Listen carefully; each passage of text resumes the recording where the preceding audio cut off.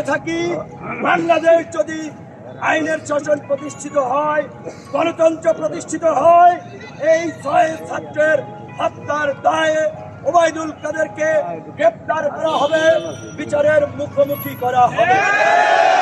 কাজেই এখন এই ছাত্র আন্দোলন এখন আর ছাত্রদের মধ্যে সীমাবদ্ধ নাই, সারা দেশের ছাত্র জনতার আন্দোলনে পরিণত হয়েছে।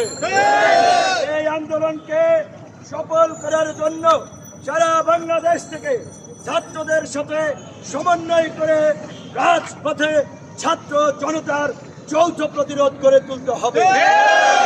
গতকাল রাতে আপনারা দেখেছেন জনগণের দৃষ্টিকে ভিন্ন খাতে নিতে বিএনপি নেতা কর্মীদের মনোবল দুর্বল করতে, বিভ্রান্তি ছড়াতে ওই নব্য হিটলার শেখ হাসিনার পেটোয়া বাহিনী ককটেল বোমা নিয়ে বিএনপি অফিসে উদ্ধারের নাটক করেছে।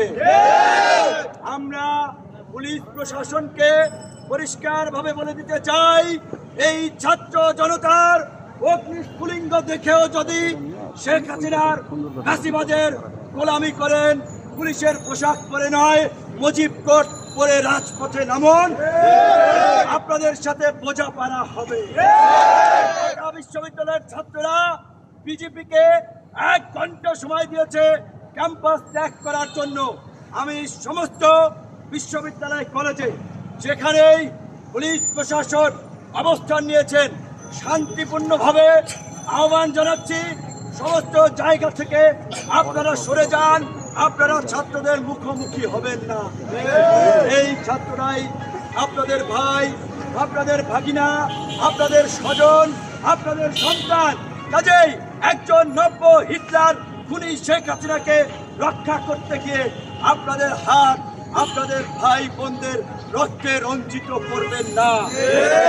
আজকে দেশে আপনারা দেখেছেন উচ্চ আদালত এই কোটা ব্যবস্থার যৌক্তিক সংস্কার না করে, সমাধান না দিয়ে 4 সপ্তাহের স্ট্যাটাস দিয়ে একটা জটিল পরিস্থিতি তৈরি করেছে। প্রধানমন্ত্রী উস্কানিমূলক বক্তব্য দিয়ে ছাত্রদের শান্তিপূর্ণ আন্দোলনকে সহিংস করে তুলেছেন। কাজে আজকে বিচার বিভাগ, নির্বাহী বিভাগ, প্রশাসন কোনো বিভাগ এখন আর কাজ করছে না। দেশে একটা চরম নৈরাজ্য চলছে। সেমনিভাবে 75-এর পরে নৈরাজ্য চলেছিল।